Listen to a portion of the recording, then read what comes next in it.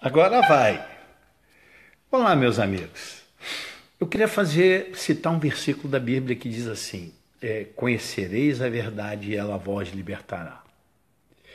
Por isso, esse vídeo tem a intenção de dissecar o contexto histórico e as circunstâncias em que foi formulada, proposta e aprovada a emenda à Lei Orgânica de Caxias, que em 1989, determinando a transferência da sede da administração pública para o bairro Jardim Primavera. Com esse testemunho, eu cumpro um dever moral de compartilhar com os amigos que em 1988 construíram um mandato de vereador e com seus votos escreveram uma nova página na história da nossa cidade. Também quero oferecer aos estudantes de história a oportunidade de conhecerem a versão dos protagonistas, em contraponto aos boatos criados e disseminados pelas classes dominantes da cidade na época, que tinham o objetivo de desqualificar uma iniciativa bem-sucedida de busca de justiça social e orçamentária no território de Duque de Caxias. Aos meus filhos, eu ofereço a verdade e o consolo de saberem que nós pertencemos a um grupo humano para quem o patrimônio moral está acima do patrimônio material.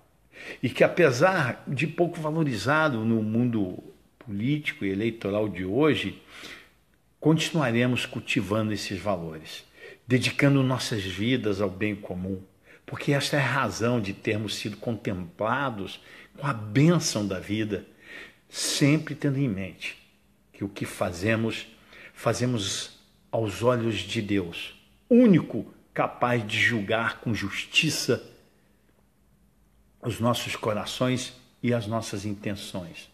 Nós aprendemos a ser felizes com a felicidade dos outros. Ser feliz é compartilhar a felicidade. Bem, quando eu fiz a emenda transferindo à prefeitura a sede da administração pública, que incluía o Poder Legislativo e o Fórum, sede da administração, meu objetivo foi criar um polo de desenvolvimento global integrado nos 4 distritos do município, a partir do centro geográfico, forçando, a partir daquela data, que todos os prefeitos investissem em saneamento básico, asfaltamento de ruas, construção de praças, postos de saúde, unidades escolares, enfim. Quem conhece de fato nossa cidade sabe que antes da prefeitura ser transferida para o Jardim Primavera, os prefeitos só faziam obras no centro, no bairro 25 de Agosto. Lá eles tinham calçadões de pedrinha portuguesa, enquanto a gente pisava na lama e convivia com valas fétidas a céu aberto. Lá eles tinham viadutos e chafarizes, enquanto a gente aqui respirava poeira em dia de sol. Este quadro administrativo de configuração perversa foi o resultado de um histórico modelo de gestão pública baseado na concentração de bens e serviços no primeiro distrito e na negligência e o abandono dos distritos e bairros mais distantes. Não há dúvida, gente, que esse modelo era resultado do conceito centralizador e autoritário, gestado e herdado por 20 anos de ditadura militar que havia tornado o Duque de Caxias a área de segurança nacional, impedindo que a população elegesse seus prefeitos. Os prefeitos só precisavam bajular os generais para serem indicados interventores na cidade. E o resultado disso foi a exclusão dos distritos, já que os governantes não dependiam dos eleitores, não é isso?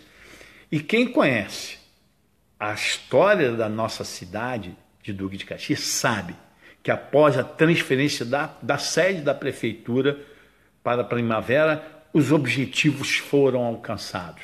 No segundo, terceiro e quarto distritos, milhares de ruas foram asfaltadas, vários postos de saúde, escolas inauguradas, dezenas de praças foram construídas nos bairros da periferia.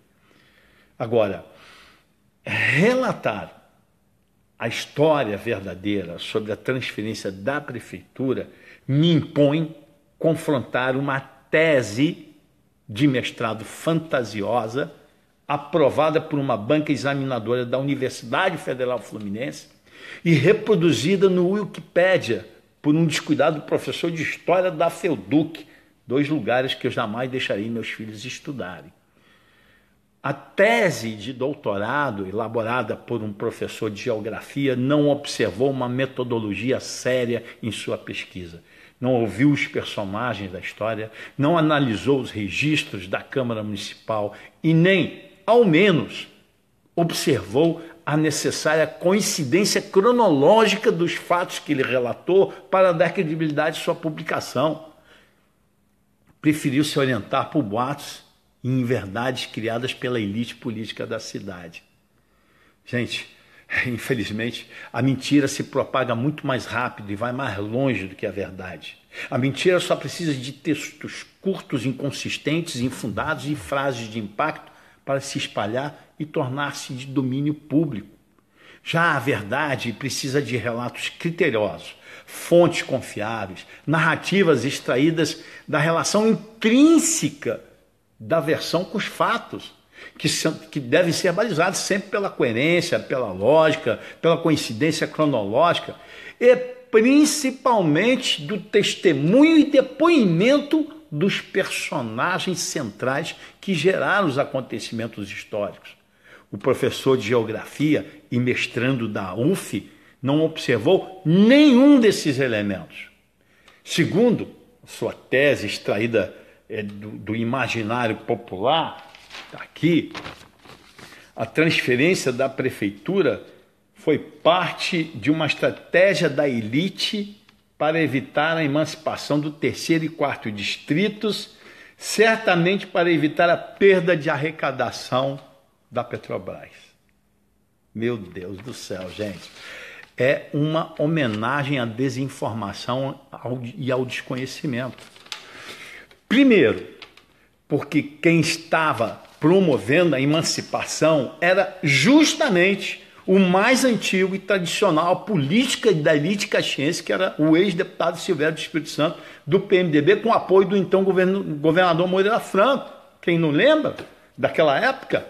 Segundo, a Reduc está localizada no 2º distrito, gente, Campos Elíseos, que jamais tentou um plebiscito de emancipação em sua história e nem poderia, porque, de acordo com o inciso 2 da Lei Complementar Estadual 59, que foi sancionada em fevereiro de 1990, reparem bem a data, estabeleceu regras para a emancipação. O distrito que pretende se emancipar não pode interromper a continuidade territorial do município de origem. O distrito de Campos Elíseos fica no centro e separa o 1º distrito do 3º e do 4º. Esses dois não têm limites fronteiriços com o 1º distrito. E observem que a lei que determinou a transferência da prefeitura já havia sido aprovada no anteprojeto da lei orgânica, um ano antes do deputado Silvério levantar a bandeira da emancipação dos distritos e 8 meses antes da sanção da lei complementar estadual número 59, que autorizou a realização do plebiscito. Então, gente, quando a Câmara Municipal aprovou nossa emenda em 1989, absolutamente ninguém discutia a ideia de uma emancipação do 3º e 4º distrito. Essa ideia já havia sido derrotada anos antes por absoluta falta de quórum. Um outro plebiscito foi anulado porque ninguém foi votar. E o plebiscito liderado pelo Silvério só ocorreu em 1991, quase 2 anos depois da aprovação da lei que transferiu a prefeitura para Jardim Primavera. Tem uma terceira questão. A festejada arrecadação da Reduc não passa de uma lenda urbana. Todos os tributos arrecadados da Reduc, incluindo os oriundos da produção de petróleo e dos seus derivados, não representam mais do que 5% do total de impostos arrecadados pela Prefeitura de Caxias. As 3 fontes pagadoras de royalties da Petrobras, somadas, equivalem ao que se paga de IPTU, do ICMS pago pela Petrobras, não vem nenhum centavo para Duque de Caxias. Isso porque o então senador José Serra, PSDB, apresentou uma emenda à Constituição em 86, estabelecendo que no caso de energia e derivados de petróleo, a cobrança do ICMS, o chamado fato gerador do tributo, iria incidir no destino final e não na origem, como é para todos os outros produtos que circulam no país. A emenda de José Serra retirou milhões de reais de Duque de Caxias e do estado do Rio de Janeiro, transferindo esses impostos para a cidade de São Paulo, dona do maior parque industrial e da maior frota de veículos do país. Consequentemente, é o maior consumidor de combustível e a maior parte do destino final dos derivados de petróleo. Gente, à luz da razão, quando avaliamos as vantagens e desvantagens da nossa cidade sediar a Petrobras, a Reduc, concluímos que ficamos com ônus enquanto o bônus vai para outros lugares. Basta a gente fazer uma reflexão rápida. Primeiro, a refinaria Reduc é a maior poluidora do país. A refinaria que mais polui no Brasil é a Reduc.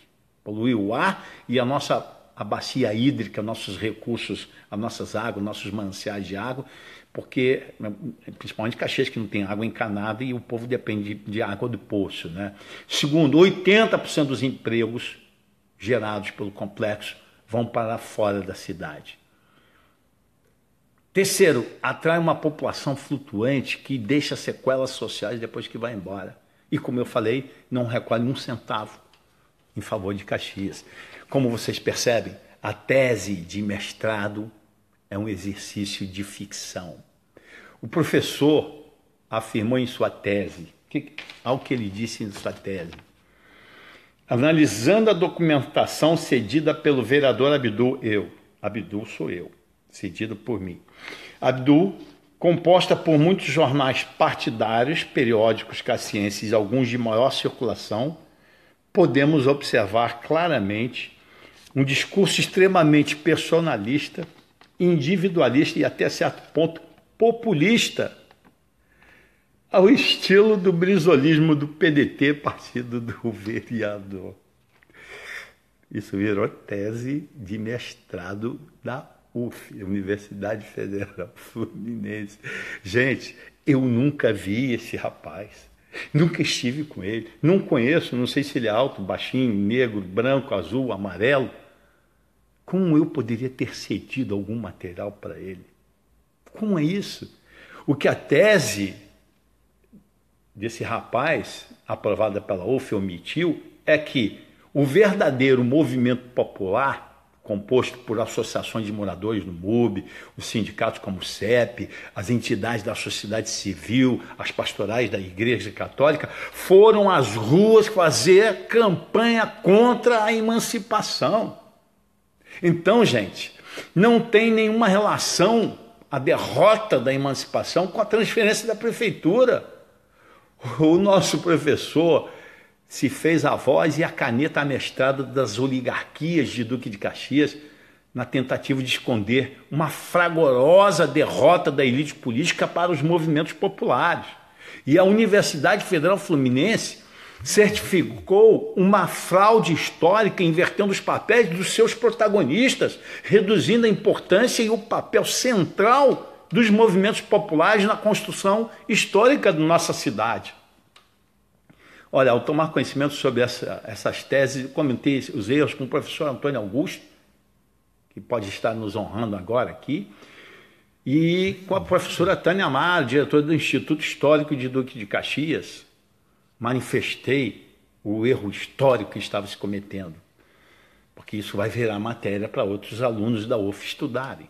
Bom, já coloquei aqui, eu queria fazer uma exposição, já coloquei meus motivos e eu gostaria de compartilhar com vocês a verdade dos fatos, como se deu o processo.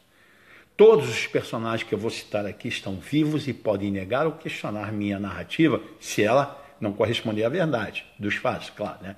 E os fatos narrados estão registrados também nos jornais O Globo, O Dia, A Última Hora, a Municipal, a Revista Hoje e na revista Caxias Magazine.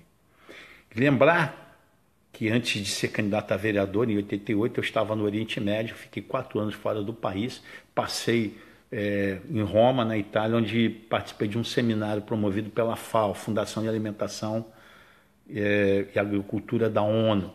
A FAO, com levantamentos, com dados estatísticas, analisando situações geográficas, políticas, enfim, econômicas, meteorológicas, tinha identificado que o mundo seria assolado pela tragédia da fome em 3 lugares distintos: Bombaim, na Índia, a Eritreia, na Etiópia, e Baixada Fluminense, no Brasil. Quando eu vim pensando, meu Deus, é a região que eu vivo, a minha família, e vim já imbuído de que alguma coisa eu deveria fazer.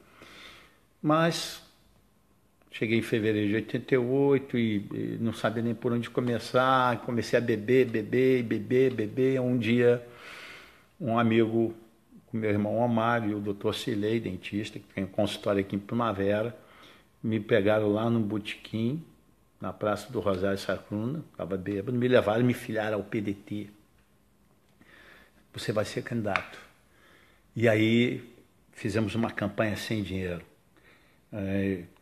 Foi uma vaquinha da comunidade, os jovens faziam vaquinha dando dinheiro para comprar gasolina, quem trabalhava na padaria, na mercearia, carimbavam o nome no papel de pão, naquela época se embrulhava o pão num papelzinho, íamos para o trem, os próprios operários que iam para o Rio trabalhar, que faziam parte da campanha, me ajudavam a fazer uma encenação dentro do trem, ao estilo do Teatro do Oprimido, de Augusto Boal, e aí fizemos uma campanha maravilhosa, que teve inclusive o nome de A Revolta dos Miseráveis, né?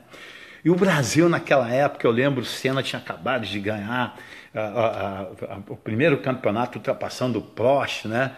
E tinha uma novela chamada Vale Tudo, com a atriz Beatriz Segal, no papel da grande vilã Odete Reutemann. O Brasil inteiro perguntava lá quem matou Odete Reutemann, né? A cena final mostrando o personagem de Reginaldo Faria fugindo do país e dando uma banana ao som de Brasil, né? A música de Cazuza cantada por Gal Costa. Eram tempos de muitas mudanças, com as elites políticas fragilizadas, a eleição do governador Leonel Brizola, a elaboração de uma nova Constituição em 86, que ficou conhecida como Constituição Municipalista, porque ela remetia aos municípios e aos vereadores eleitos em 88 o poder de reorganizarem o modelo de gestão administrativa da cidade. Em Duque de Caxias, pela primeira vez, os vereadores passaram a ter poder de fato, porque antes da legislatura de 88, o vereador só podia fazer leis ordinárias. As leis de maior impacto eram feitas pela Assembleia Legislativa. Era uma camisa de força nos municípios, né?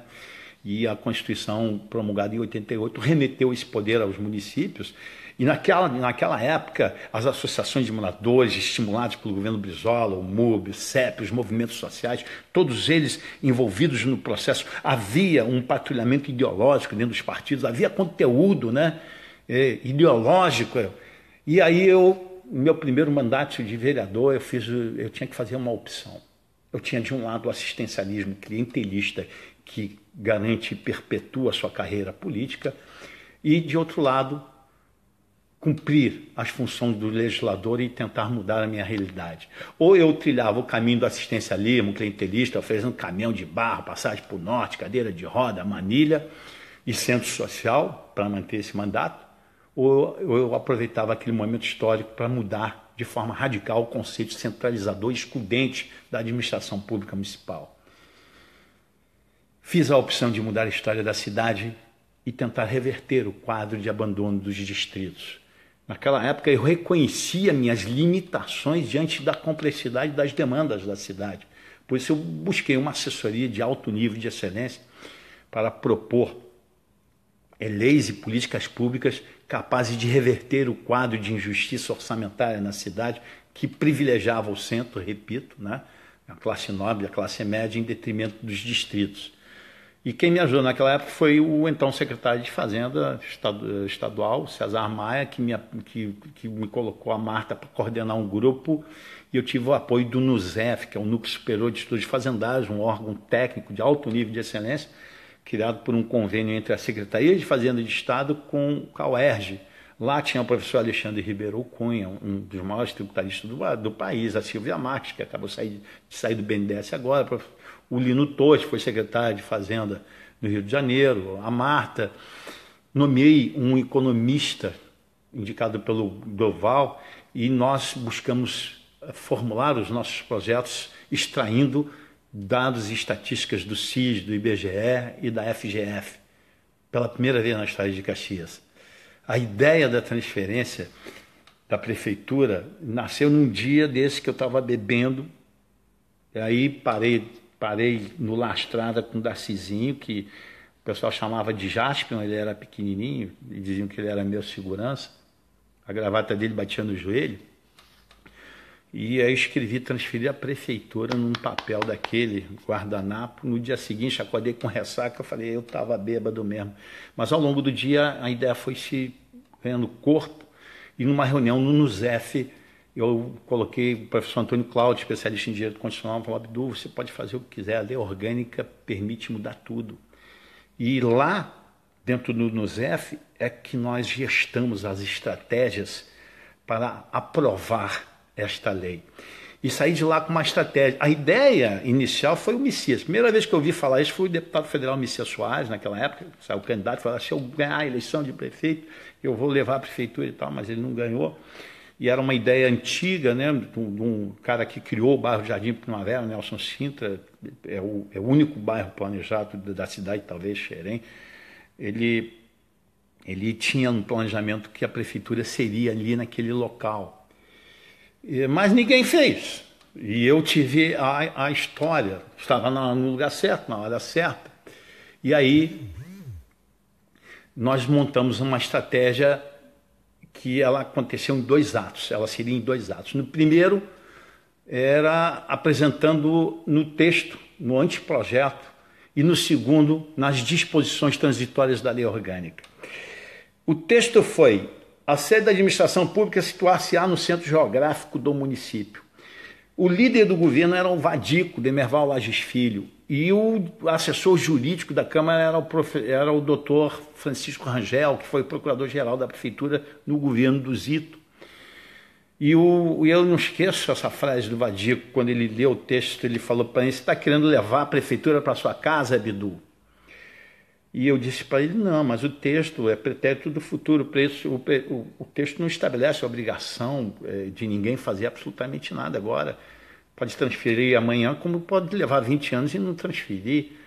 E aí ele submeteu aquele texto para o escrutínio do doutor Francisco Rangel, e o doutor Francisco Rangel concordou, e aí aprovei a emenda que integrou o anteprojeto da lei orgânica, denominando-se parágrafo 1º do artigo 5º. Estava lá, aprovada, isso em 1989. Até então não havia discurso de emancipação, de nada disso, porque havia uma sombra do passado de uma derrota, uma emancipação com o apoio das lideranças de Xerém, o Nivan na época, o Washington não era nem vereador, mas também integrava o grupo do Silvério. A ideia tinha sido derrotada. Eu, de verdade, tinha dificuldade, inclusive, para aprovar a emenda, porque eu fazia oposição radical ao IDEC, eu chamava o IDEC de Pinochet de Freitas Lima. Não havia como não fazer oposição pelo conceito retrógrado, atrasado deles administrar a cidade, garantindo sempre privilégios para o primeiro distrito e deixando os outros distritos abandonados. E aí teve um segundo ato. Aprovamos aquele parágrafo 1º do artigo 5º, passado 3 meses, eu fiz uma outra emenda às disposições transitórias que dizia assim: o Poder Executivo tem um prazo de 180 dias para aprovar o disposto no parágrafo 1º do artigo 5º. Olha, 3 meses atrás, quem é que ia lembrar? E nessa hora aconteceu um fato interessante, que quem discutia, na verdade, era meia dúzia de vereadores que se reuniam, o resto nem sabia o que era lei orgânica, mas um deles, o vereador Passarinho, entra e traz uma notícia na hora que eu estou apresentando a emenda. Foi a melhor notícia da minha vida. O Passarinho entra apavorado e diz assim: Estava lá eu, doutor Rangel, Demerval Lages Filho, falecido vereador Gilson Braga. Passarinho está desesperado. O Collor capou o nosso dinheiro da caderneta de poupança. Aí foi um pandemônio, né? Quem tinha... Eu estava duro mesmo, então...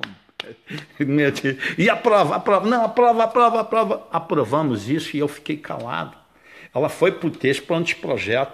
Fiquei esperando a promulgação da lei orgânica, que aconteceu em 90,